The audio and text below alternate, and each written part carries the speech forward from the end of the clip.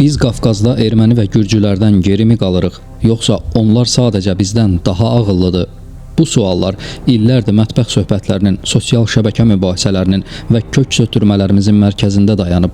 Biz həmişə özümüzü müqayisə edirik, bəzən heyfslənirik, bəzən də başqasını günahlandırırıq.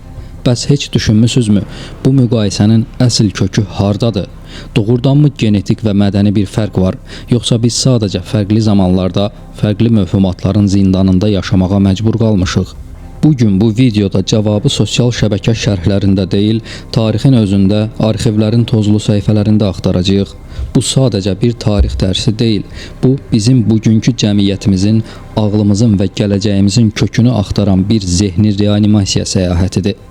Əgər siz də biz niyə beləyik sualına vicdanlı, faktlara əsaslanan və bəlkə də özünüzə baxışınızı tamamilə dəyişəcək bir cavab axtarırsınızsa, bu videonu sonuna qədər izləyin. Çünki keçmişin səhvlərini anlamayan gələcəyin körpüsünü qura bilməz. Başlayaq.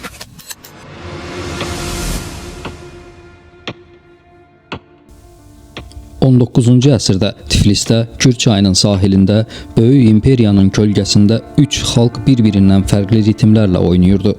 Gürcülər qədim krallıqlarının xatirəsi ilə, ermənilər dağılmış vətən və kilsənin sığınacağına sarılaraq, Azərbaycanlılar isə köçəri ənənə, şiə məzhəbi və yeni neft sənayesinin sarsıntıları arasında öz bizini axtarırdılar. Bu sadəcə siyasi proses deyildi. Bu, xalqların ruhunun dərin sarsıntısı, yuxudan ayılaraq güzgüyə baxıb, mən kiməm sualına cavab axtarışı idi. Təsəvvür edin ki, 1801-ci ildə Rusiya Gürcüstanı ilhaq edir. Bagrationi sülaləsinin əsrlər boyu davam edən taxtı ləğv olunur. Dağlarda, kilsələrdə və köhnə saraylarda bir ahəng doğur. Biz nə vaxta qədər yuxuda qalacağıq? Gürcülərin milli kimliyi qədim köklərə söykənirdi. 4-cü əsrdə xristianlığı qəbul edən ilk xalqlar sırasında yer alırdılar. Bagrationi sülaləsi altında Gürcü dövlətçiliyi qızıl çağını yaşamışdı.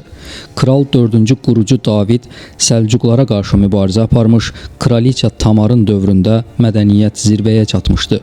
Bu tarixi yaddaş Rus işğalından sonra da sönməmişdi. Rusların 1801-ci il işğalı Gürcü zadəganlarını və ziyalılarını dərindən sarsıtmışdı. Lakin məhz bu zərbədən sonra yeni nəsil doğuldu. Terkdalleolebi, yəni terek içənlər. Rusiyada, xüsusilə Peterburqda təhsil alan gənc gürcülər Avropa maarifçiliyini, romantizmini və millətçilik ideyalarını gətirdilər. Onların lideri İliya Çavçavadze idi. Şair, publisist, vəkil, Gürcüstanın atası adlandırılan şəxs. Təsəvvür edin, gənc İliya Peterburq Universitetində oxuyarkən vətəninin taleyini düşünür. O qayıdır və 1860-cı illərdə hərəkata rəhbərlik edir. Əsas şüarı sadə, amma sehirli idi. Dil, vətən, inanc. Bu üç söz Gürcü millətçiliyinin bayrağına çevrildi. Dil, Gürcü dilinin qorunması və inkişafı, vətən, torpaq və tarixi yaddaş, inanc, Gürcü Pravoslav kilsəsi, xristianlığın qoruyucusu. Çavçavadze İveriya qəzetini və Sakartvelos Muambe jurnalını qurur. Bu nəşrlər sadəcə xəbər deyil, xalqı oyadan alovlu çağırışlar idi. O yazırdı, ana vətən susur, lakin onun dərin ah-naləsi eşidilir. Onun əsərlərində Gürcü kəndlisinin həyatı, feodal zülmü və milli qürur dramı canlandırılırdı. Terkdalleolebilər maarifçilik hərəkatı qurdular. Savadlılıq cəmiyyəti, teatr, məktəblər. Onlar Gürcü dilini məktəblərdə bərpa etmək, kilsənin müstəqilliyini qaytarmaq və xalqı birləşdirmək uğrunda mübarizə aparırdılar. Bu xalq daxilində dəstəyi gücləndirirdi. Zadəganlar, kəndlilər, ziyalılar biz hissini yaşamağa başladılar. Rusiyanın ruslaşdırma siyasətinə qarşı mədəni müqavimət idi bu. Təsəvvür edin, 19-cu əsrin ortalarında Tiflisin dumanlı küçələrində köhnə bir monastırın divarları arasında gənc Gürcü ziyalıları toplaşır. Onlar saatlarla sağ ayaqla ayaq yoluna girmək vacibdirmi yoxsa sol və ya arvad nə vaxta qədər döyülə bilər, kimi məsələləri müzakirə etmirlər. Əksinə, söhbət Gürcü dilinin saflığı, vətənin taleyi, elmin və maarifin xalqa necə çatdırılması haqqındadır. Bu fərq təsadüfi deyildi. Xristianlığın tarixi inkişafı ilə bağlı dərin prosesin nəticəsi idi. Gürcüstan xristianlığı 4-cü əsrdə qəbul etmişdi. Dünyanın ən qədim xristian icmalarından biri idi. Lakin orta əsrlərdən fərqli olaraq 19-cu əsrdə bu din mövhumatdan uzaqlaşma və dünyəvi həyata inteqrasiya istiqamətində böyük addımlar atmışdı. Gürcü Pravoslav kilsəsi əsrlər boyu mədəniyyətin mərkəzi olmuşdu. Gelati Akademiyasında Ioanne Petritsi kimi filosoflar xristianlığı Aristotel və Neoplatonizm ilə sintez edərək elmi düşüncəni inkişaf etdirmişdilər. Bəs bu Gelati Akademiyası nə idi və orta əsrlərdə bu akademiyanı kim və nə üçün yaratmışdı? 1106-cı il Qafqaz dağlarının ətəyində Kutaisiyaya yaxın meşəli təpədə Tskaltsela çayının üstündə böyük bir saray tikilirdi. Kral qurucu David Səlcuq türklərinə qarşı qazandığı böyük qələbələrin ən əzəmətli abidəsini ucaldır. Gelati monastırı və akademiyası. Bu sadəcə məbəd deyildi. Bu, Gürcü xalqının ruhunun, elminin və milli qürurunun məbədi idi.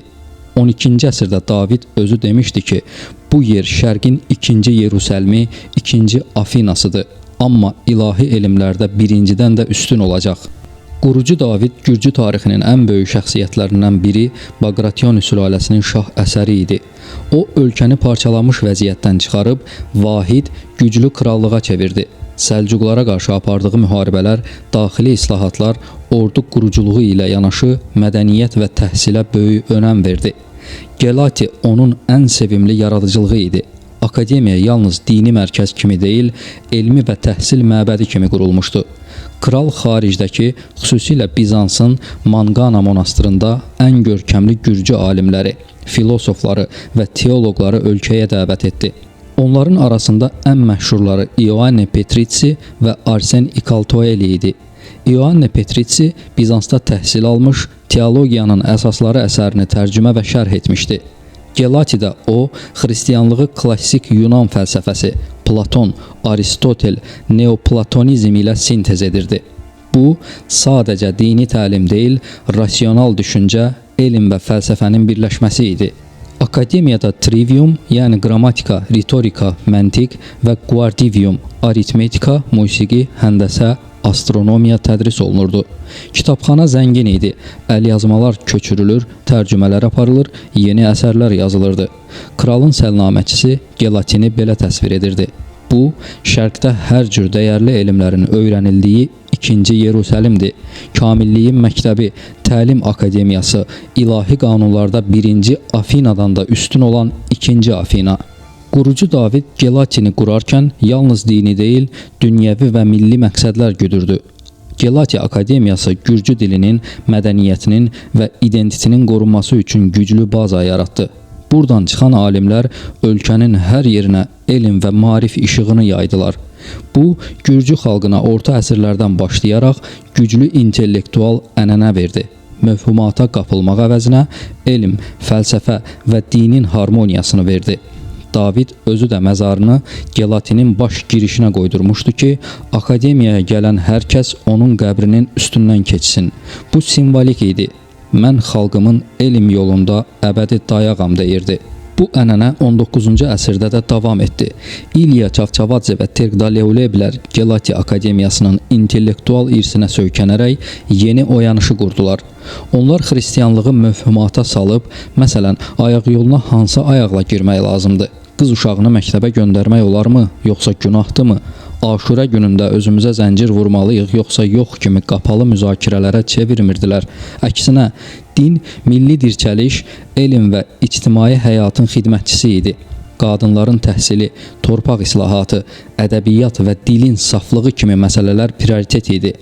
Bu, xristianlığın Avropa maarifçiliyinə açıqlığı ilə bağlı idi. Din elmən maneçiliyi törətmirdi, əksinə onu qidalandırırdı. Gelati Akademiyası Gürcü mədəniyyətinə əsrlər boyu faydalar verdi. Güclü intellektual ənənə formalaşdırdı. Milli dil və tarixi yaddaşı qorudu. Elm və dinin sintezini təmin etdi. Qızıl əsrin David və Tamar dövrünün mədəni zirvəsinə zəmin yaratdı. Bu irs Rus işğalından sonra da sönmədi. Çavçavadze kimi liderlər onu modern millətçiliyə çevirdilər. Xristianlıq Gürcülər üçün mövhumat zindanı deyil, mədəni dirçəliş aləti oldu. İlya Çavçavadze bu prosesin ən parlaq siması idi. O, xristianlığı sadəcə ritual və axirət qayğısı kimi görmürdü. Vətən, dil, inanc şüarı ilə dini, milli və dünyəvi vəzifələrə bağlayırdı. Çavçavadze Zahid əsərində monastır həyatını tənqid edir, Zahid dünyəvi həyatı tam pislik sayaraq ondan qaçır, lakin sonda anlayır ki, bu səhvdir. O, xristianlığı vətəni qorumaq, xalqı maarifləndirmək kimi sosial vəzifə ilə birləşdirdi. Yazırdı ki, xristianlıq sadəcə canın xilası deyil, torpağın, dilin və millətin qorunmasıdır. Bu baxış məfhumatı arxa plana keçirir, elm və mədəniyyəti ön plana çıxarırdı. Tarixi faktlar göstərir ki, Gürcü mədəniyyəti xristianlıq sayəsində erkən yazılı ədəbiyyat, memarlıq və fəlsəfə inkişafı yaşamışdı. 19-cu əsrdə bu ənənə modernləşdi. Teatrlar, məktəblər və elmi cəmiyyətlər yarandı. Çavçavadze kimi liderlər dinin milli xidmət funksiyasını vurğulayaraq xalq daxilində birliyi gücləndirdi. O, müsəlman gürcüləri belə əsl gürcü sayır, onları dil və tarixi yaddaş əsasında birləşdirməyə çağırırdı. Bu, dini fanatizmdən uzaq, inklüziv millətçilik idi. Bu proses dramatik idi. Bir tərəfdə imperiya təzyiqi və ruslaşdırma, digər tərəfdə dağ kəndlərindən Tiflisə qədər yayılan maarif işığı. Gürcülər xristianlığı məfhumata qapılmaq vasitəsi kimi yox, mədəni dirçəliş aləti kimi istifadə etdilər. Bu, elm və təhsilin inkişafına zəmin yaratdı. 1918-ci il Gürcüstan Demokratik Respublikasında universitetlər, azad mətbuat və dünyəvi təhsil sistemi quruldu. 19-cu əsrin dumanlı Tiflisində İlya Çavçavadzenin dil, vətən, inanc şüarının əks sədası hələ də daş döşənmiş küçələrdə dolaşarkən, qonşu məhəllələrdə erməni ziyalılarının salonlarında başqa bir tarixi dram yaşanırdı. Gürcülər üçün Qızıl Çağ 12-ci 13-cü əsrlər bir dövlətçilik xatirəsi idisə, ermənilər üçün keçmişin sorağı daha uzaqlara, dağılmış krallıqların və kilsənin sığınacaq roluna gedib çıxırdı. Ermənilərin milli kimliyinin formalaşmasında xristianlığın rolu unikal bir trayektoriya izləyib. 301-ci ildə dünyada ilk dəfə xristianlığı dövlət dini kimi məhz ermənilər qəbul etdi. Ermənilər üçün din artıq sadəcə inanc deyil, sağ qalma strategiyası idi. Böyük Ermənistan krallıqlarının, Araşkuni və digərlərinin süqutundan sonra, xüsusən də imperiyalar arasında parçalanmış bir xalqı üçün Apostol kilsəsi yeganə mərkəzi institut kimi qalmışdı. Xristian din xadimi Məsrop Maştotsun 405-ci ildə erməni əlifbasını yaratması xalqın ruhunu kilsə və dil vasitəsilə qorumaq üçün atılan strateji addım idi. Orta əsrlərdə erməni monastırları, məsələn Tatev və ya Sanahin sadəcə ibadət yeri deyil, elm mərkəzləri idi.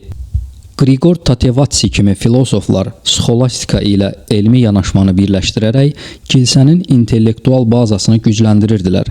Lakin erməni intellektuallığı üçün böyük Ermənistan mifologiyası xüsusi bir yer tuturdu. 19-cu əsrdə Rus işğalı və Osmanlı imperiyasının tənəzzülü zamanı erməni ziyalıları keçmişin şöhrəti olan böyük Ermənistan xəyalını modern millətçiliyin yanacağı kimi istifadə etdilər.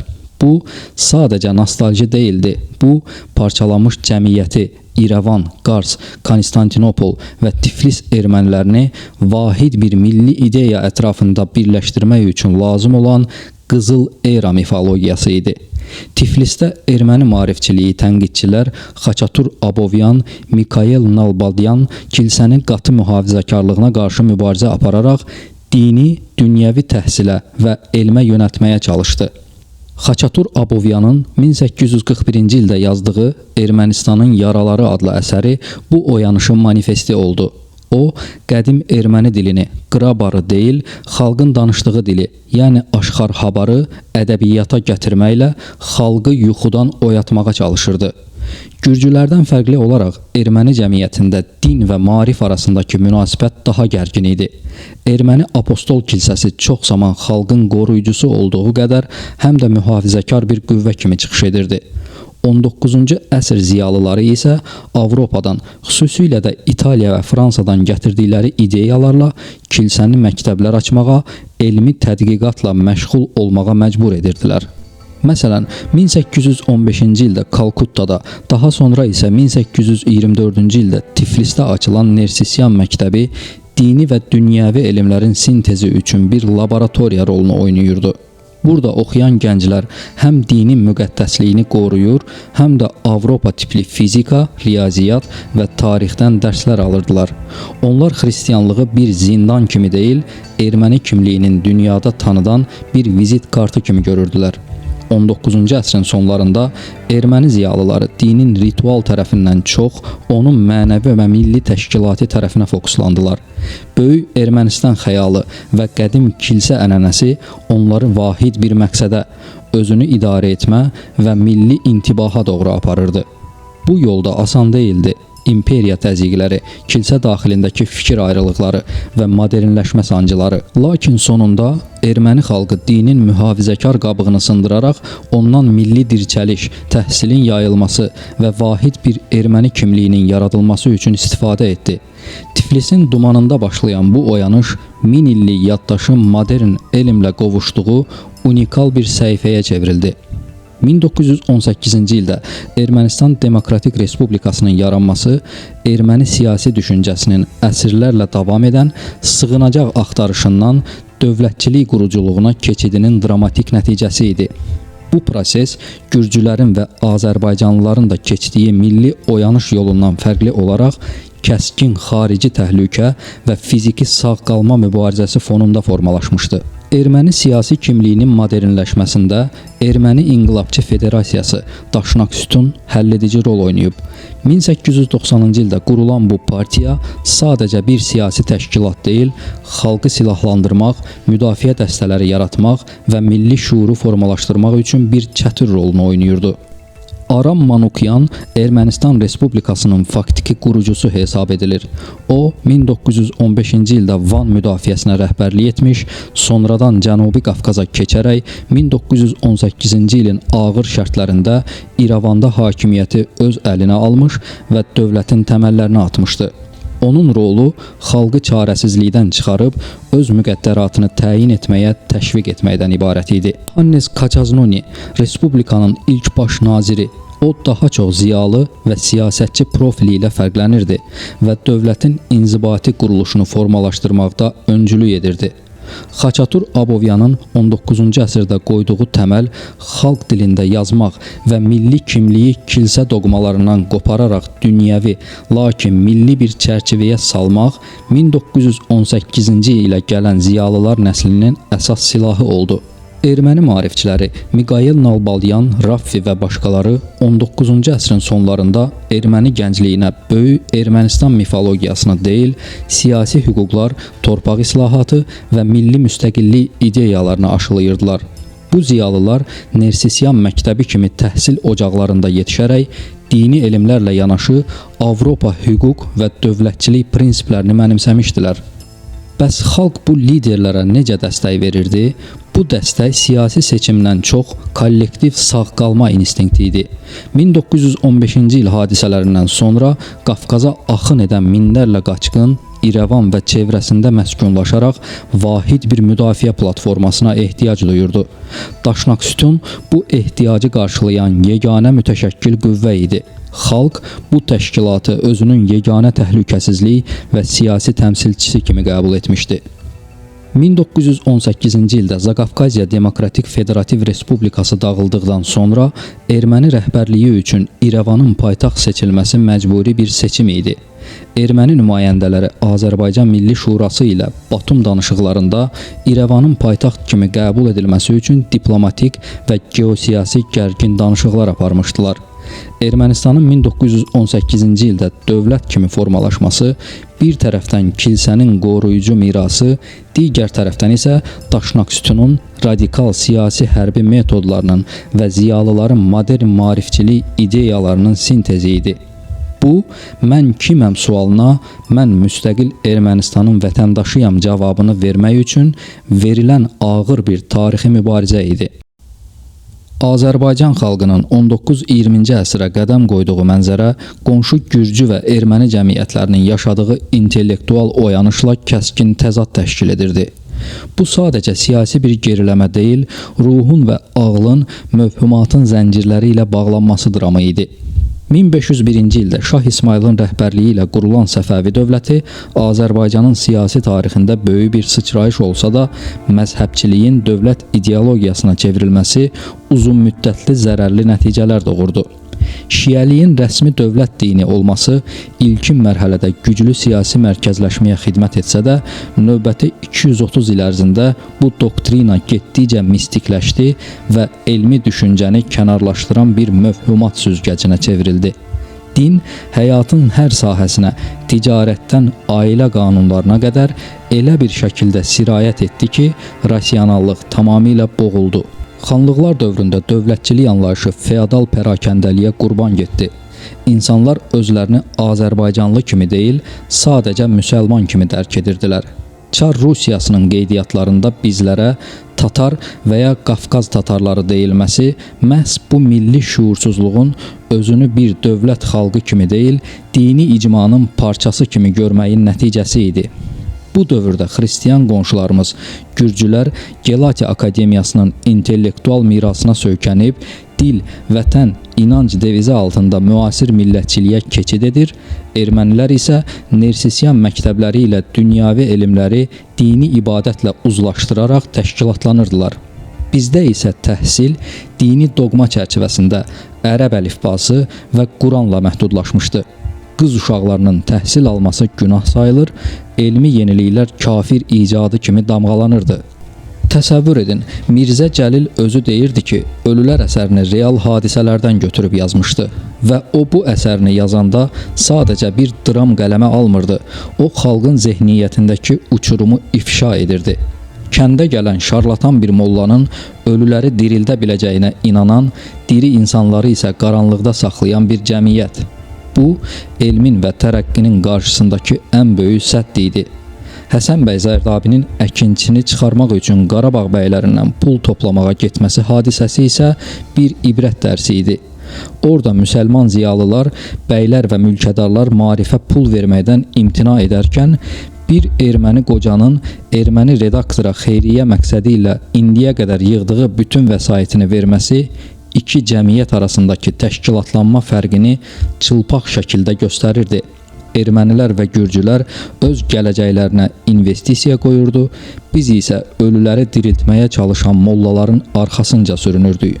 Sabir harda müsəlman görürəm, qorxuram deyəndə öz millətinin cahilliyindən duyduğu ağrıdan danışırdı.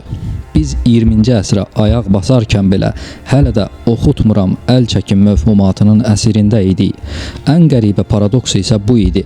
Maarifpərvər ziyalılarımız öz uşaqlarını oxutmaq üçün Gürcüstana, Qori seminariyasına göndərməli olurdular. Çünki öz torpağımızda məktəb açmaq mövhumatın küllərində yanmaq demək idi.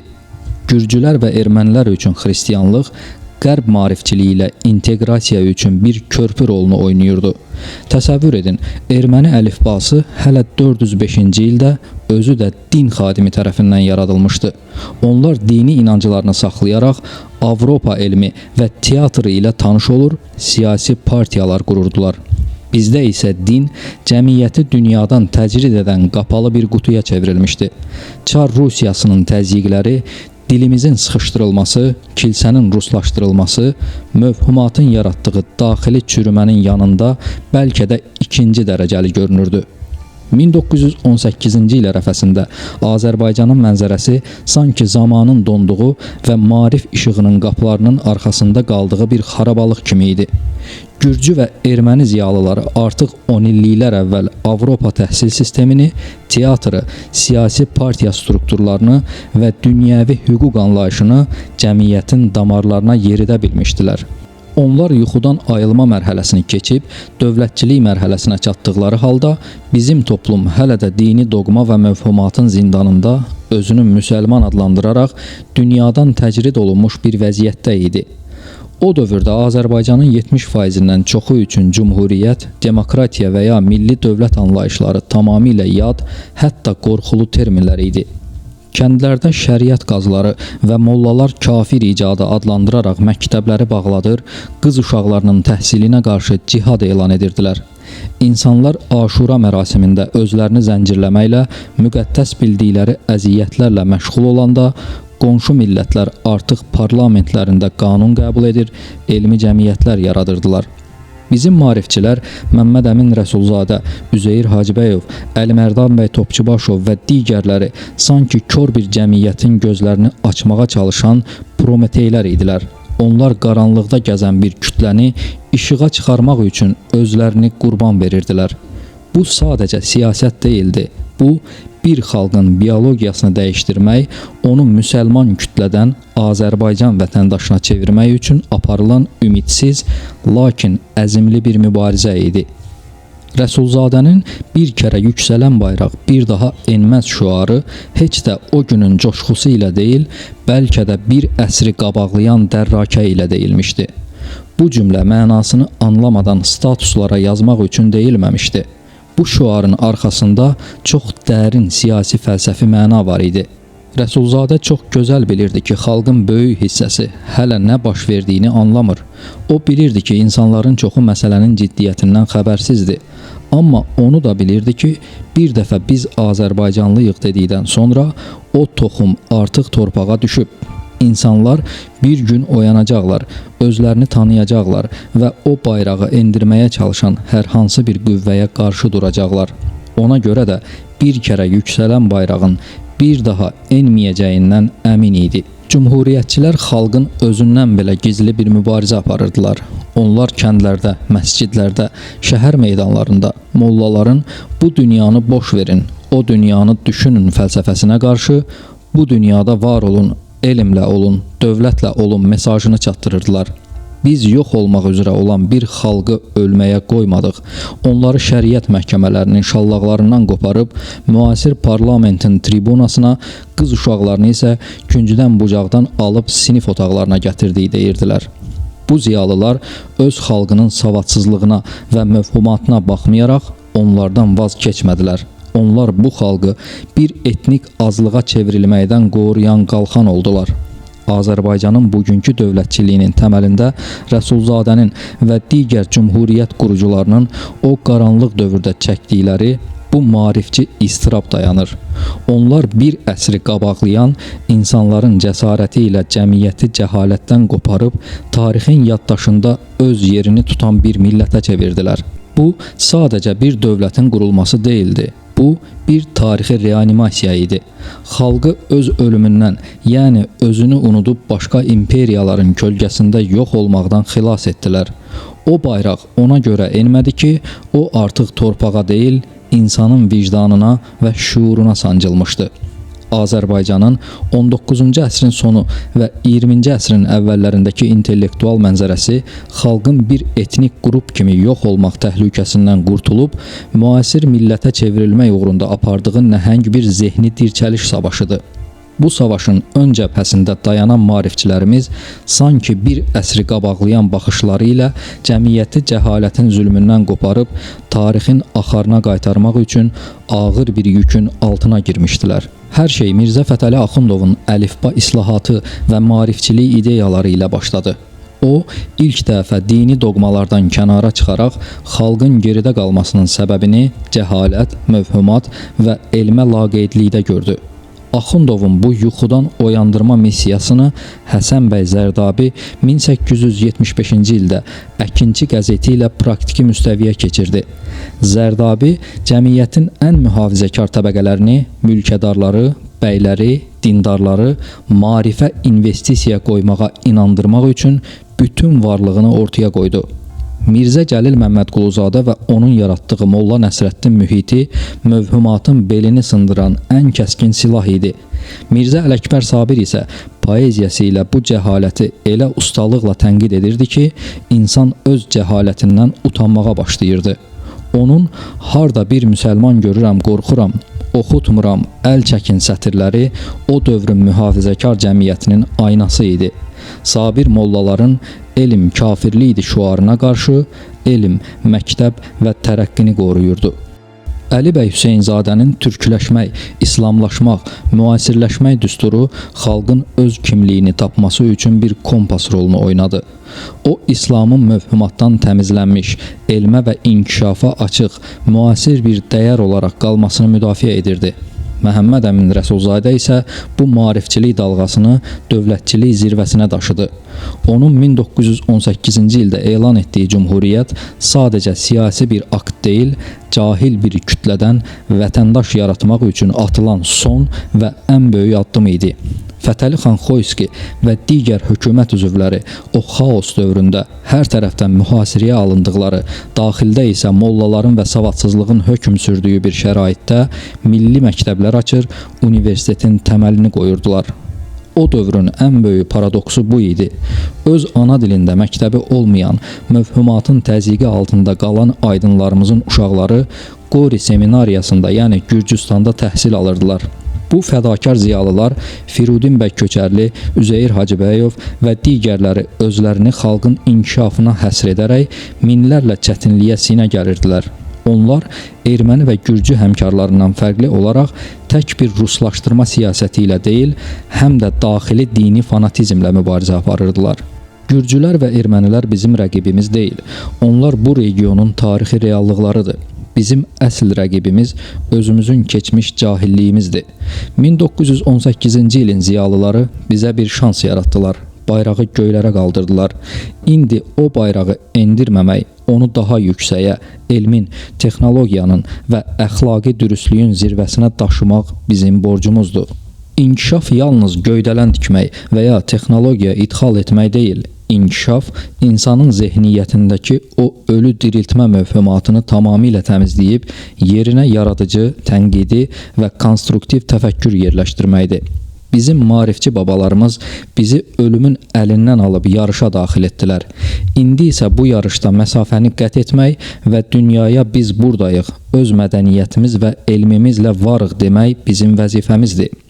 Ailə müqəddəsdir, ev namusdur kimi geridə qalmış mentalitetimizə görə nə tapırıqsa, harda işləyiriksə, yığıb evə gətirmək lazımdır kimi fərdiçilik bizi bu günlərə gətirdi. Vaxtında savadlanan erməni və gürcü elit təbəqəsi vəzifəyə gələndə dövlətin pulunu evinə, uşaqlarına daşımaq əvəzinə cəmiyyəti düşündü. Onlar bilirdi ki, digər erməni və gürcü uşaqlara dəstək olmaq nəticədə elə öz ailəsi və evinə təsir edəcək. Biz mövhumatdan çıxıb ailəni, evi yox, birinci cəmiyyəti, vətəni düşünməyi öyrənə bilmədik. Ona görə də hələ də bir-birimizə dəstək əvəzinə paxıllıq edirik. Çünki kimsə daha çox yeyə bilir, mən yeyə bilmirəm. Ona görə də kimin əlinə imkan keçirsə, mümkün qədər oğurlayıb evinə yığmağa çalışır. Bugün biz modernləşmə yolunda addımlayarkən bir təhlükə ilə üz-üzəyik. Diplomlu cahillik. Savad dedikdə yalnız universiteti bitirən, səliqəli geyinən, cəmiyyətdə status sahibi olan insanları nəzərdə tutmaq böyük bir yanılğıdır. Əsl maarifçilik insanın diplomunun rəngində deyil, onun öz işinə olan vicdanında, öz millətinin gələcəyinə duyduğu məsuliyyətdədir. Həqiqi savadlılıq öz kimliyini dərk etməkdir. Hara gəldiyini, hansı ağır keçmişdən keçərək bu günə çatdığını bilən insan özünü başqasının kölgəsində yox, öz mədəniyyətinin zirvəsində görər. Həqiqi savadlılıq öz xalqının övladlarına canının yanmasıdır. Hər bir Azərbaycanlının öz işini sevərək, özündən sonraki nəslə bu xalqın övladlarına daha parlaq bir miras qoymaq üçün vicdanla çalışmasıdır. Həqiqi savadlılıq sorğulayan zehniyyətdədir. Mövhumatın qalıqlarını, hansısa köhnəlmiş doqmanı və ya elmdən kənar inancları müasirlik pərdəsi altında gizlənməsinə icazə verməməkdir. Oturub sosial şəbəkələrdə başqa xalqlara baxıb heyfslənməyin, deyinməyin, xalqımız zəifdir, savadsızdır, qorxaqdır deyərək xalqı aşağılamağa çalışan geri təfəkkürlü insanlara aldanmayın. Bu elə onsuz da əsrlər boyu etdiyimiz səhvdir. Bunun əvəzinə oxuyun, araşdırın, öz yaxın dostunuzla bu barədə müzakirələr aparın, övladınızla, atanızla, iş yoldaşınızla danışın, söhbətlərinizin, müzakirələrinizin keyfiyyətini artırın.